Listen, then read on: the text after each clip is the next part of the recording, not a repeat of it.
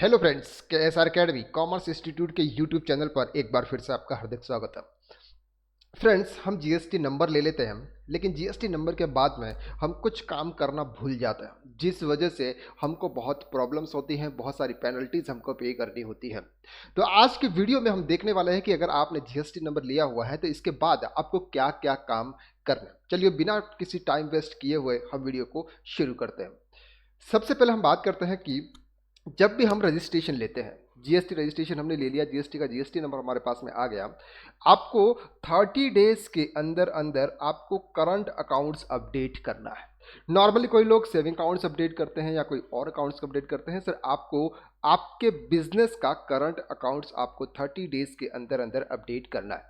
अगर आप 30 डेज के अंदर अपने करंट अकाउंट्स को अगर आप ऐड नहीं करते हो तो आपका ये जो नंबर से जीएसटी नंबर है ये ब्लॉक कर दिया जाएगा। आप इसके बाद नेक्स्ट रिटर्न आपका GSTR 1 या फिर जो भी आपका GSTR 3 भी है वो आप फाइल नहीं कर पाओगे। ऑलमोस्ट GSTR 1 आप फाइल नहीं कर पाओगे, क्योंकि GSTR 1 से क्या होता है, सामने वालों को इनपुट टैक्स क्रेडिट मिलती है। अगर आप GSTR 1 फाइल नहीं कर पाओगे, सामने वाले को इनपुट टैक्स क्रेडिट अवेल नहीं होगी। तो जीएसटी नंबर लेने के बाद आपको पहला काम करना है सर, अपने करंट अकाउंट्स को जीएसटी के रजिस्ट्रेशन से आपको अपडेट करना है। इसके बाद आपको करना है कि सर आपकी जो भी शॉप है उस शॉप के ऊपर आपको आपके बिजनेस का नेम, आपका जीएसटी नंबर और मोबाइल नंबर्स आपको लगाना ज़रूरी है। अदरवाइज अगर कोई भी जीएसटी के डिपार्टमेंट से कोई ऑफिसर आया और ऑफिसर को अगर आपको वो नज़र नहीं आता है तो ये प्रॉब्लम्स हो सकती है। तो आपको आपका जीएसटी नंबर, आपका मोबाइल नंबर और आपके बिजनेस का जो भी नेम है, अगर आप कंपोजिशन डीलर पर्सन है तो वहाँ पर आप कंपोजिट डीलर भी लिखें, ये लिखना बहुत ज़रूरी है। तो आपको ये काम भी अवश्य करना है। इसके बाद क्या होता है सर, आपकी जो भी शॉप होती है, यानी कि आपका जो ऑफिस होगा वहाँ पर आपका जो रजिस्ट्रेशन नंबर है, वो रजिस्ट्रेशन नंबर आपको वहाँ पे लगाना ज़रूरी है। तो ये रजिस्ट्रेशन नंबर जीएसटी का जो भी है ये आपको लगाना है। आपके जो शॉप एंड एस्टैब्लिशमेंट एक्ट है वो भी रजिस्ट्रेशन आपको वहाँ पे लगाना होता है। एंड नेक्स्ट होता है कि सर अगर आप अकाउंटिंग जो मेंटेन कर रहे हैं, अगर किसी सॉफ्टवेयर के थ्रू कर रहे हैं तो आप सब कुछ सॉफ्टवेयर के थ्रू मेंटेन कर सकते हो। लेकिन अगर आप अपनी अकाउंटिंग सॉफ्टवेयर के थ्रू मेंटेन नहीं कर रहे हो तो आपको एक इनवॉइस बिल जरूर बनाना होगा, जिसके अंदर जिसको हम बोलते हैं sir tax invoice. Tax invoice आपको एक बिल बुक आपको जरूर छपवानी होगी, जिससे आप बिल बनाएं। आप किसी को ऐसे ही बिल बना के नहीं दे। दूसरा, ये जो बिल का सीक्वेंस नंबर होता है, सीक्वेंस नंबर का आप अच्छी तरह से उसका ध्यान रखें। अगर आप सीक्वेंस नंबर का अच्छी तरह से ध्यान नहीं रखा कि आपने प्रीवियस कल किसी और को दूसरा बिल दिया था, आज किसी और को दूसरा बिल दिया, तो ये दूसरा बिल के बीच में जो गैप रह जाता है वो कहीं ना कहीं आपके लिए प्रॉब्लमेटिक हो सकता है। तो बेटर यही रहेगा कि जो भी आपके इन्वॉइसेस है उसकी एक बिल बुक बनाएं। अगर आप सॉफ्टवेयर से अकाउंट मेंटेन नहीं कर रहे, अगर सॉफ्टवेयर से कर रहे हैं तो आपके लिए जो था ये करने की आपको ज़रूरत नहीं होगी। इसके बाद हम बात करते हैं आपके जो भी रिकॉर्ड करते हैं, जैसे आपने गुड्स परचेज किया तो आपके पास में इनवॉइस आते हैं, उनकी प्रॉपर एक परचेज फाइल बनाए, एक सेल्स फाइल्स बनाए और एक दूसरे आपके जो एक्सपेंसेस होते हैं उनकी फाइल बनाए, एक जो बैंक स्टेटमेंट होते हैं उनकी फाइल्स आपको ज़रूर बनानी है। क्योंकि ये जो हार्ड कॉपी के अंदर जो डॉक्यूमेंट्स होते हैं उसको रिकॉर्ड करना बहुत ज़रूरी होता है। अदरवाइज़ अगर आप किसी सॉफ्टवेयर के थ्रू कर रहे हो और आपने एंट्री की और गलती से आप इसका बैकअप लेना भूल गए और आपका डेटा क्रैश हो गया तो फिर आप फिर से वो एंट्री कैसे कर पाओगे। तो बेटर यही रहता है कि सर जो भी आप सॉफ्टवेयर में करते हो, अपने सॉफ्टवेयर चाहे वो टेली प्राइम हो या फिर कोई भी अदर सॉफ्टवेयर हो, उसमें जो भी आप काम करते हैं उसका एक एविडेंस प्रूफ आप अपनी फाइल के अंदर ज़रूर लगा दें। नॉर्मली जो लोग पेमेंट करते हैं वो पेमेंट स्लिप भी, वाउचर स्लिप भी अपनी एक फाइल के अंदर लगाते हैं। तो आपको भी ये ज़रूर करना है। इसके बाद बात आती है कि सर नॉर्मली सब कुछ जीएसटी नंबर ले लेते हैं, लेकिन जीएसटी नंबर के बाद में ये देखते हैं सर हमारा तो सेल्स ही नहीं हो रहा है।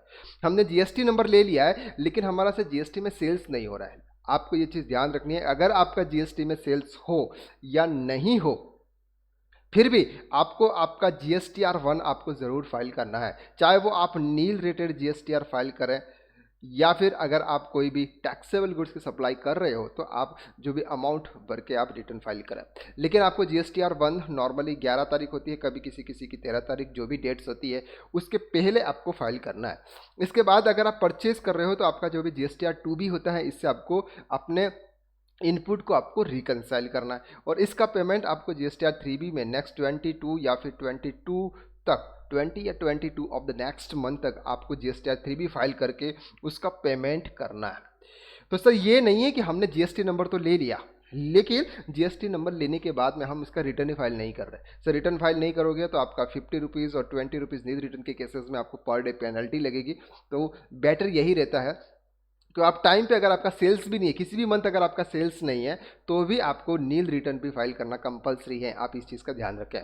और एन्युअली अगर आपका टर्नओवर 2 करोड़ से ऊपर है तो आपको जीएसटीआर 9 कंपलसरी फाइल करना है।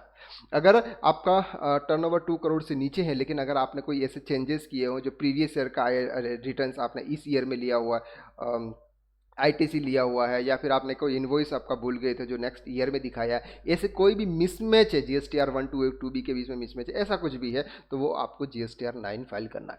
एक और चीज़ यहाँ पर आती है कि सर अगर आपने वॉलंटरी रजिस्ट्रेशन नंबर लिया हुआ है, एक क्लाइंट्स का एक क्वेश्चन था, ये था कि सर मेरा तो टर्नओवर 40 लाख रुपये से क्रॉस नहीं किया, लेकिन मैंने जीएसटी नंबर लिया हुआ है और मैं जो कोई भी जीएसटी गुड सेल्स करता हूँ उस पर मैं जीएसटी लेवी नहीं करता हूँ, यानी कि जीएसटी चार्ज करके उनको बिल नहीं देता हूँ।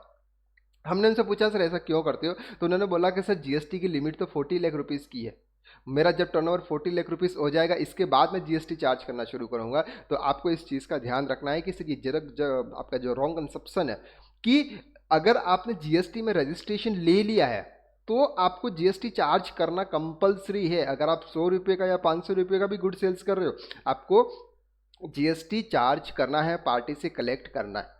और आपको जीएसटीआर 1 चाहे वो B2B हो चाहे वो B2C हो, आपको कंपलसरी फाइल करना है। ओके, तो ये कुछ डिटेल्स थी कि आपको जीएसटी नंबर लेने के बाद में आपको ये सब करनी होती है। सर हमारा कोर्स है टैक्स कंसल्टेंट का कोर्स, जो कि लाइव क्लासेस होती है रात को 9:30 से 11 के बीच में आप ज्वाइन कर सकते हैं, जिसके अंदर हम अकाउंट्स, जीएसटी, टेली प्राइम, टीडीएसटी से एडवांस एक्सेल, इनकम टैक्स, सब कुछ एक मिनिमम नॉमिनल फीस में, जो आप सब लोगों के साथ में अगर 4 लोग साथ में अगर कहीं पे जाते हो तो एक डिनर ट्रीट कर देते हो। इतना एक्सपेंसेस अगर आप वहाँ पे कर लेते हो, इतने एक्सपेंसेस में आपको ये कोर्स मिल रहा है जिसका नाम है टैक्स कंसल्टेंट। इस कोर्स की इंक्वायरी के लिए आप 7389781117 पर कॉल करके आप जानकारी ले सकते हैं। अगर आपने हमारे चैनल को सब्सक्राइब नहीं किया है तो जल्दी से जल्दी आप इस चैनल को सब्सक्राइब कर लें, क्योंकि इसी तरह के रिलेटेड वीडियोज़ आपको इस चैनल पर मिलने वाला है। आपको कुछ और क्वेरीज हैं इसके रिगार्डिंग्स तो आप कमेंट ज़रूर कर सकते हैं। तो आज के लिए इतना ही। नेक्स्ट लेक्चर में यानी कि नेक्स्ट वीडियो में हम फिर मुलाकात करते हैं। तब तक के लिए जय हिंद, जय भारत।